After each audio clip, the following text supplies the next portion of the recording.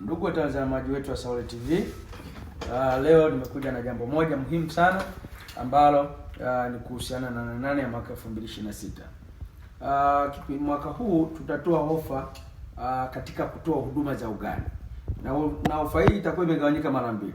Kwanza kwa wafugaji ambao tayari tuna mikataba nao, lakini kwa wafugaji ambao pia hana mkataba na kampuni lakini anataka aweze kubadilisha maisha yake kupitia kilimo, kupitia ufugaji, kwa sababu the future billionaires of Africa they are coming from agriculture.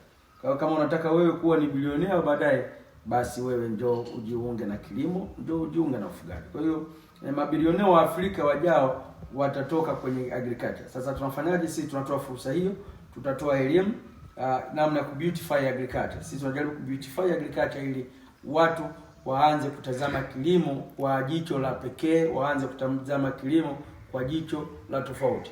Tumezoea katika elimu nyingi kuzoea kumuona mkulima na jembe na nguo imechanika. Sasa hivi ni tofauti.